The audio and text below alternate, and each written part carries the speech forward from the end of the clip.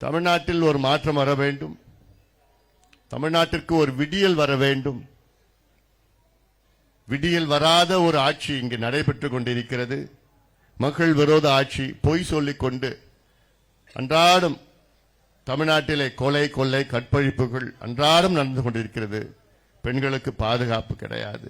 இங்கு பார்த்தாலும் மதுக்கடைகளும் போதை பழக்கமும், அதாவது இது வாழ்வியல் முறையாக மாறி இருக்கிறது.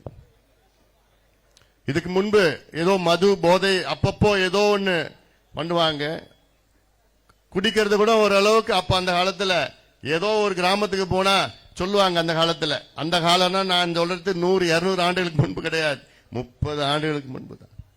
இந்த கிராமத்துக்கு போனா இந்த 4-5 வீடு தான் இந்த குடிக்கிற வீடுன்னு சொல்லுவாங்க. இன்னைக்கு அதே கிராமத்துக்கு போனா 2 வீடு தான் குடிக்காத வீடு, மற்ற எல்லா வீட்லயும் குடிக்கிற வீடு. இப்படி தலைகீழா மாத்தியது யாரு? இந்த திமுக தான். மக்களுடைய வாழ்வியல் முறையே மாத்திட்டாங்க. இளைஞர்களுடைய வாழ்வியல் முறை, தமிழ்நாட்டில் இளைஞர்கள் இன்னைக்கு மது இல்லாம அவனால் இருக்க முடியாது. போன் இல்லாம கூட இருப்பான், ஆனா மது இல்லாம இருக்க முடியாத ஒரு சூழலை உருவாக்கியது இந்த திமுக. மன்னிக்கவே முடியாது. அந்த அளவுக்கு இன்னைக்கு அதைவிட ஒரு மோசமான ஒரு கலாச்சாரம் போதை பொருட்கள். இப்ப மது குடிச்சா கூட வீட்டுக்கு வந்தா தெரியும், நாத்தடிக்கும் தெரியும், குடிச்சிட்டு வந்திருக்கிறான். ஆனா போதை மாத்திரை சாப்பிட்டு போதை பவுடர் யூஸ் பண்ணி இல்ல இன்ஜெக்ஷன் யூஸ் பண்ணிட்டு வீட்டுக்கு வந்தா தெரியாது. அவனுக்கு அவங்க அப்பா அம்மாவுக்கு தெரியறதுக்கு 6 மாசம் 1 வருஷம் ஆகும். வருவான், அமைதியா படுத்துப்பான், சாப்பிடுவான், டிவி பார்ப்பான், அவ்வளவுதான், முடிஞ்சு போச்சு. பள்ளிக்கூடம் இல்ல கல்லூரி போனாலும் அப்படியே அமைதியா உட்காந்துட்டு வந்துடுவான். ஆக அவ்வளோ மோசமானது போதை பொருட்கள். அமெரிக்காவில் என்னென்ன போதை பொருட்கள் கிடைக்குதோ அது அத்தனையும் தமிழ்நாட்டில் கிடைக்குது, சரளமா கிடைக்குது, தெரு தெருவா கிடைக்குது. வெக்கக்கேடு. இதை கட்டுப்படுத்துவது முதலமைச்சர் ஸ்டாலின் அவருடைய கடமை. ஆனா அவருக்கு அதை பத்தி கவலையும் அக்கறையும் எதுவுமே கிடையாது. அவ்வளவு மோசமான ஒரு ஆட்சி நடந்து கொண்டிருக்கிறது. இன்னும் சொல்ல போனா இது விற்கிறதே அதிகமா திமுக கட்சிக்காரங்க தான். நிறைய பேர் மாட்டிட்டு இருக்கிறாங்க. ஒரு 6 மாதத்திற்கு முன்பு ஒரு திமுகவுடைய முக்கிய பொறுப்பாளர், பேர் என்ன, ஃபரூக்கா, ஜாஃபர் சாதிக்னு ஒருத்தரை பிடிச்சாங்க கையங்களவமா. இவங்க பிடிக்கல, மத்தியில பிடிச்சாங்க. அவனை பிடிச்சி அவனை விசாரணை பண்ணி பார்த்தா, மேலோட்டமா பார்த்தா எவ்வளவுக்கு போதை பொருட்கள் வித்துட்டு இருக்கிறான்னா 3000 கோடிக்கு. யாருன்னா திமுக கட்சிக்காரன், திமுக நிர்வாகி பொறுப்பாளர். நிறைய சினிமா எடுத்திருக்கிறான் இந்த பணத்தை வச்சுக்கிட்டு தான். அவங்க கட்சிக்கு நிறைய உதவி பணத்தை வச்சுக்கிட்டு. எந்த பணம்? போதை பொருட்கள். உங்கள் பிள்ளைகள், உங்கள் பேர பிள்ளைகளுக்கு அங்கு விற்கிற அந்த போதை பொருட்கள், அந்த பணத்துல வச்சுதான் இவங்க பொழப்ப நடத்துறாங்க. நானும் கேட்டேன், காவல்துறை நான் போற இடத்துல தான் கேட்பேன், ஏங்க உங்களுக்கு தெரியாம யாராவது ஒரு கஞ்சா பொருட்களை விற்க முடியுமா, இல்ல பவுடர் விற்க முடியுமா, மாற்று விற்க முடியுமான்னு கேட்டா, சார் நிச்சயமா நாங்க நடவடிக்கை எடுப்போம் சார், ஆனா நாங்க யாராவது ஒருத்தர் பிடிச்சோம்னா உடனே எங்களுக்கு போன் வருது. எங்க இருந்து போன் வருது? திமுக மாவட்ட செயலாளர், ஒன்றிய செயலாளர், பகுதி செயலாளர் போன் வந்து, சார் இது எங்கால விட்டுடுங்க சார். அப்ப நாங்க ஒரு வழி இல்லை. இது மறைமுகமா எங்கிட்ட சொல்லிட்டு இருக்கிறாங்க. தமிழ்நாடு காவல்துறை சுதந்திரமா செயல்பட விட்டா ஒரு பொட்டல கூட வைக்க முடியாது, ஒரு பிரச்சனையும் வராது, சட்டம் ஒழுங்கு நல்லா இருக்கும். ஆனா அவங்களும் சுதந்திரமா செயல்பட முடியல. திருவள்ளூர் மாவட்டம் 3 வாரத்திற்கு முன்பு கும்மிடிப்பூண்டி பகுதியில் ஒரு கிராமத்தில்,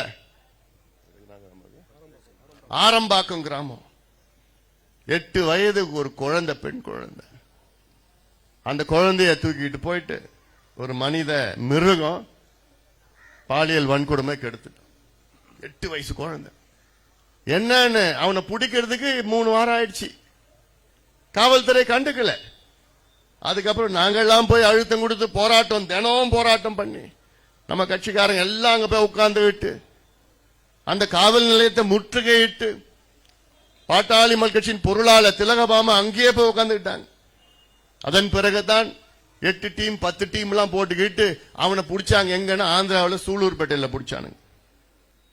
அசாம்காரன் அவன் என்ன சொல்றான், நான் திங்கக்கிழமையிலிருந்து வியாழக்கிழமை வரைக்கும் அங்க ஆந்திராவில் வேலை செய்வேன், வெள்ளி சனி ஞாயிறு 3 நாளைக்கு நான் தமிழ்நாடுக்கு வந்துருவேன், இங்கதான் தமிழ்நாட்டில் தான் சரளமா மது கிடைக்குது, போதைப் பொருட்கள் கிடைக்குது, ஆனால் தமிழ்நாட்டுக்கு வந்து நான் உல்லாசமா இருப்பேன்.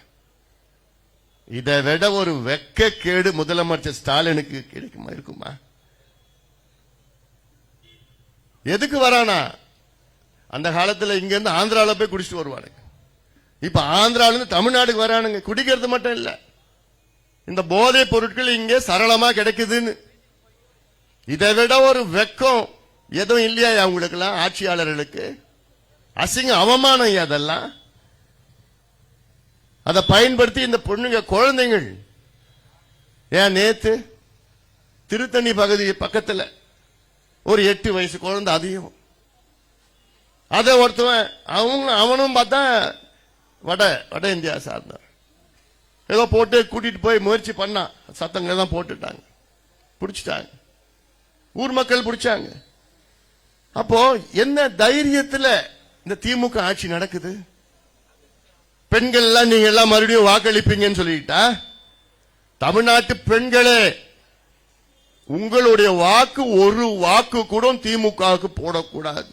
நீங்க போட்டீங்க, மீண்டும் திமுகவுக்கு நீங்க ஓட்டு போட்டீங்க, உங்க பெண் குழந்தைகளையும் உங்க பேத்தி பேர பசங்களை நீங்க மறந்துடுங்க. அவ்வளவுதான், மறந்துடணும். நாசப்படுத்திட்டாங்க உங்க வாழ்க்கையை, நேரடியாகவும் மறைமுகமாகவும் நாசப்படுத்திட்டாங்க. தெரு தெருவா டாஸ்மாக் கடை, சந்து சந்தா சந்து கடைகள். நான் கேட்கிறேன், டாஸ்மாக் அரசு விக்குது, ஏன் அந்த டாஸ்மாக் கடையில ஸ்டாலின் படத்தை உள்ள போட வேண்டியதானே? கலைஞர் படத்தை உள்ள போட்டு பெருசா பிரேம் பண்ணி ஒட்ட வேண்டியதானே டாஸ்மாக் கடையில?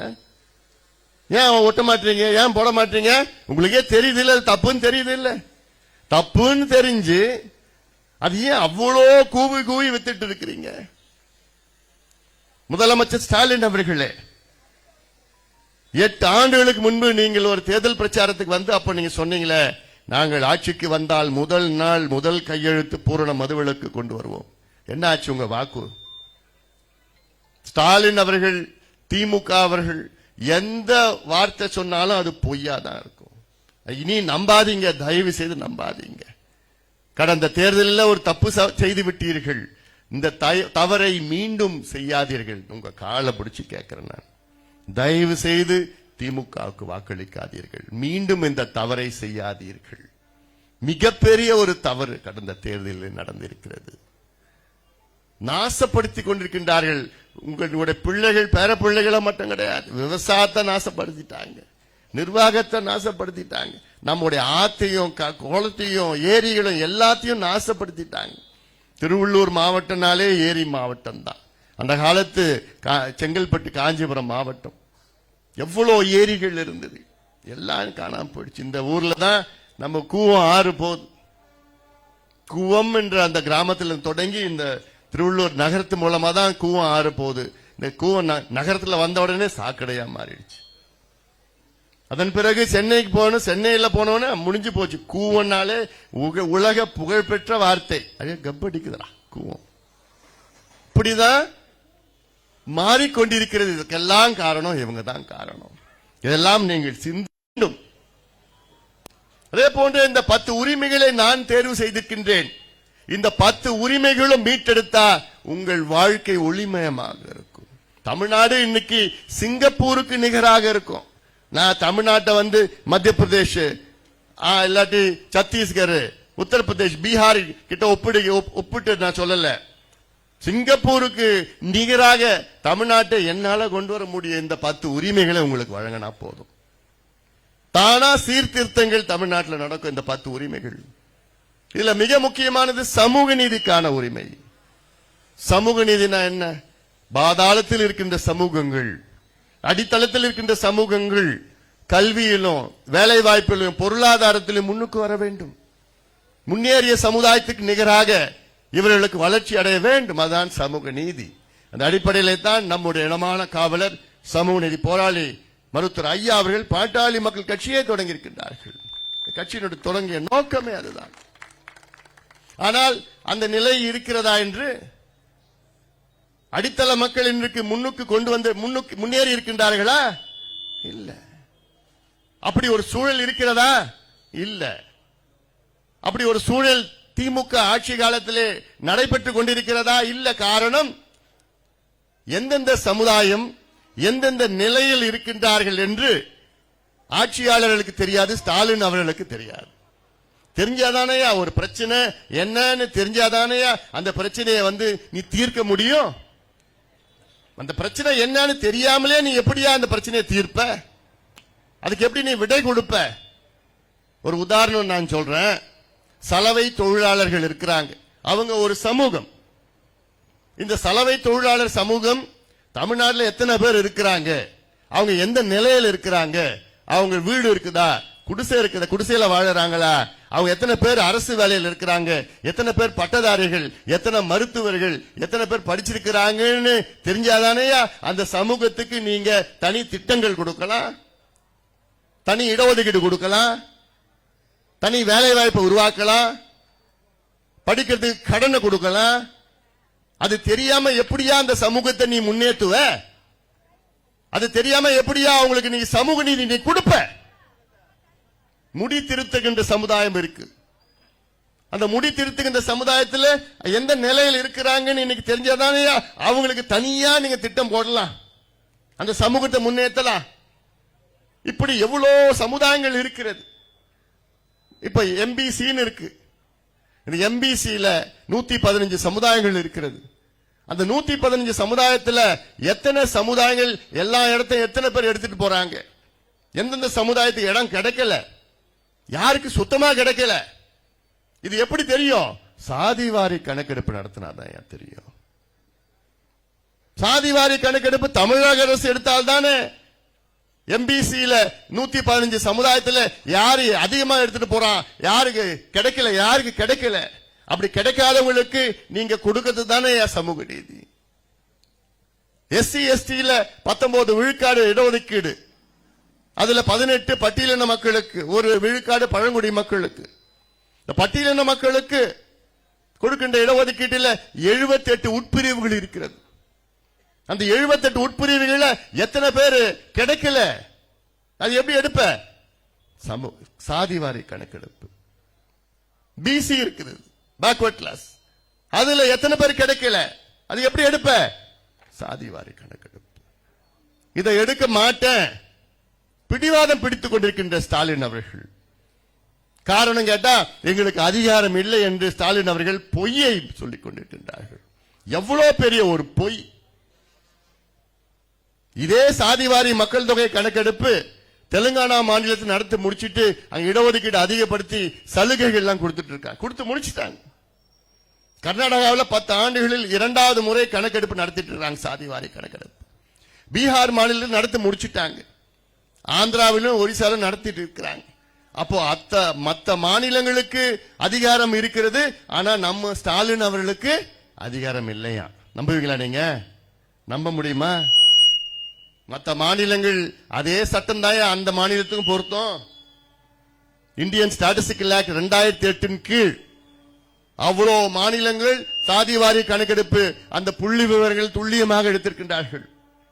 எடுத்து அங்கே இடஒதுக்கீடை அதிகப்படுத்தி சலுகைகள், அரசு வேலைகள், கடன்கள் எல்லாம் கொடுத்து முடிச்சு அந்த சமுதாயங்கள் எல்லாம் வேகமா முன்னேறி இருக்கிறது, பாதாளத்தில் இருக்கிற சமுதாயங்கள். ஆனா இங்க தமிழ்நாட்டில் ஸ்டாலின் அவர்கள் எங்களுக்கு அதிகாரம் இல்லைங்க, நீங்க மத்திய அரசு போய் கேட்கணும் அப்படின்னு அதிகாரம் வைத்துக் கொண்டு அதிகாரம் இல்லை என்று சொல்லுகின்ற கோழை ஆட்சி தான் திமுக ஆட்சி. கோழை ஆட்சியா திமுக ஆட்சி? அதிகாரம் வச்சுக்கிட்டே இல்லைன்னு சொல்றவங்க யாரு? கோழையா? கோழையா? நீங்க எல்லாம் ஆட்சி செய்யறதுக்கு நீங்க எல்லாம் லாக்கியற்றவர்கள். விட்டுட்டு போங்க. எல்லாம் சொல்லிட்டு இன்னும் எவ்வளவு சொல்லிட்டு இருக்கலாம். அதனால இதெல்லாம் நீங்கள் சிந்தித்து பாருங்கள். எவ்வளவு இந்த உரிமைகள் விமென்ஸ், அதாவது வன்முறையில்லா வாழ்வுக்கான மகளிர் உரிமை, வேலைக்கான உரிமை, விவசாயம் மற்றும் உணவுக்கான உரிமை, வளர்ச்சிக்கான உரிமை, அடிப்படை சேவைகளுக்கான உரிமை, கல்வி நலவாழ்வுக்கான உரிமை, மது போதைப் பொருட்களால் பாதிக்கப்படாமல் இருக்கும் உரிமை, நீடித்திருக்கும் நகர்ப்புற வளர்ச்சிக்கான உரிமை, ஆரோக்கியமான சுற்றுச்சூழலுக்கான உரிமை. இந்த உரிமைகள் மீட்டெடுத்தா போதும், தமிழ்நாடு சிங்கப்பூருக்கு நிகராக இருக்கும். உங்கள் உரிமைகள், உங்களுடைய தனிப்பட்ட உரிமைகள், சேவைகளுக்கான அடிப்படை சேவைகளுக்கான உரிமை, ரைட் டு பப்ளிக் சர்வீசஸ். உங்களுக்கு எந்த சேவை வேண்டுமானாலும் அந்த சட்டத்தை கொண்டு வந்தால் உங்களுக்கு என்ன சேவை வேணும் ஆன்லைன்ல அப்ளை பண்ணலாம். உங்களுடைய யாராவது உங்க குடும்பத்தில் பிறப்பு இல்ல இறப்பு சான்று இல்ல ரேஷன் கார்டு அட்டை வேணும், இல்லன்னா கரண்ட் புது கனெக்ஷன் வேணும், எந்த சேவை வேணாலும் உங்க வீட்டில இருந்து ஆன்லைன்ல அப்ளை பண்ணா 15 நாள்ல அந்த சேவை உங்க வீட்டில் வந்து சேரும். 15 நாள்ல. இந்த சட்டம் வேணும் வேணும்னு பாட்டாளி மக்கள் கட்சி 15 ஆண்டு காலமா கேட்டுட்டு இருக்கிறோம். இதே ஸ்டாலின் அவர்கள் தேர்தலுக்கு முன்பு நாங்கள் ஆட்சிக்கு வந்தவுடன் சேவை பெறும் உரிமை சட்டத்தை உடனடியாக கொண்டு வருவோம் என்று மிகப்பெரிய ஒரு பொய்யை சொன்னார். கொண்டு வந்தாரா? இல்ல. இன்னும் 6 மாதம் தான் இருக்கிறது. நாங்கள் ஆட்சிக்கு வந்தவுடன் மாதம் மாதம் மின் கணக்கெடுப்பு எடுப்போம் என்று சொன்ன ஸ்டாலின் அவர்களே, என்னாச்சு? ஸ்டாலின் அண்ணாச்சி, மின் கணக்கெடுப்பு என்னாச்சு?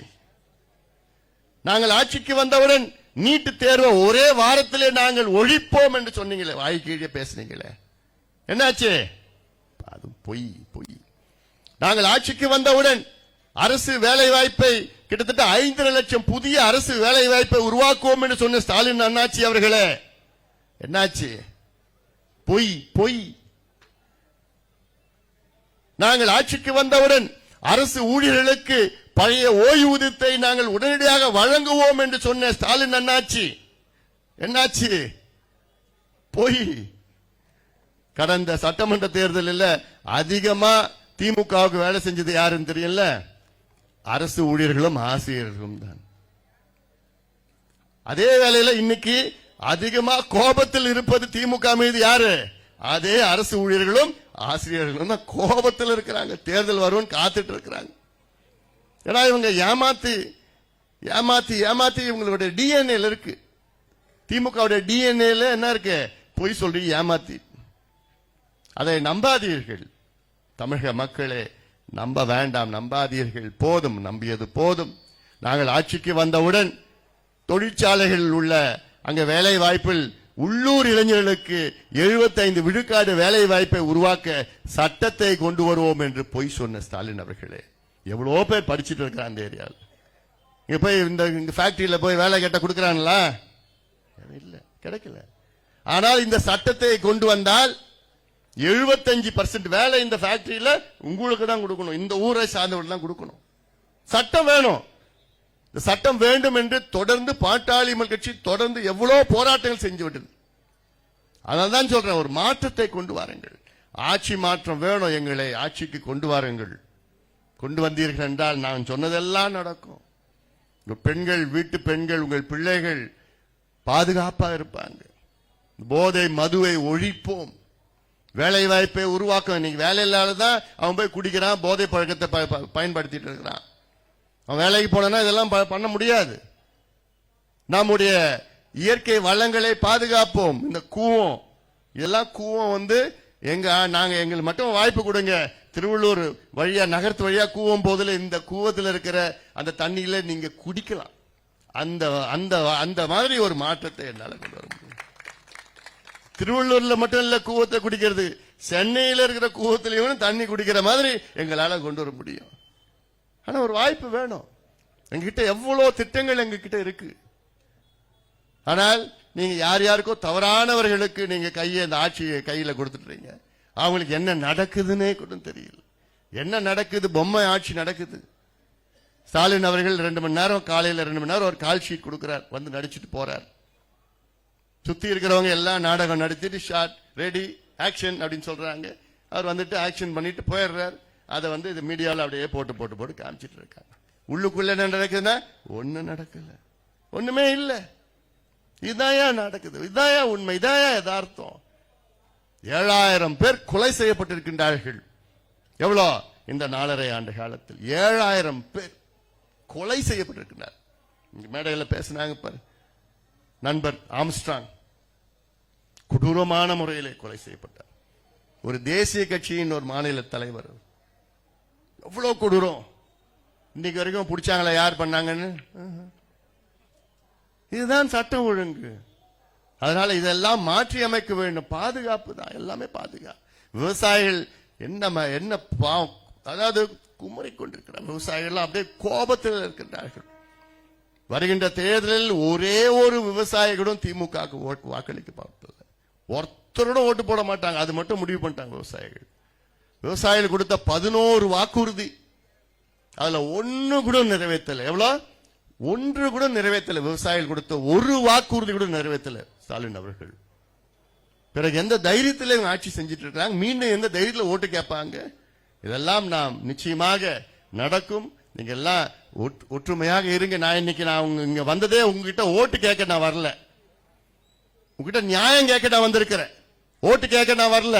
உங்கள் உரிமைகளை மீட்டெடுக்க வேண்டும் என்ற நியாயம் கேட்க நான் வருகை தந்திருக்கின்றேன். இந்த ஆதரவு நீங்கள் அளிக்க வேண்டும். தமிழ்நாடு முழுவதும் நான் சென்று ஒரு விழிப்புணர்வை ஏற்படுத்தி ஏமாற்றிய திமுகவை நீங்கள் புறக்கணிக்க வேண்டும் என்ற செய்தியை சொல்லிக் கொண்டு வருகின்றேன். ஆக இந்த தவறை மீண்டும் செய்யாதீர்கள். பெரியோர்கள், தாய்மார்கள், குறிப்பாக பெண்கள், மாணவர்கள், இளைஞர்கள், விவசாயிகள், வியாபாரிகள் இந்த தவறை மீண்டும் செய்யாதீர்கள். திமுகவை புறக்கணித்து அவர்களை வீட்டுக்கு அனுப்புகின்ற காலம் நேரம் வந்துவிட்டது. இந்த திராவிட மாடலுக்கு விடை கொடுப்போம்.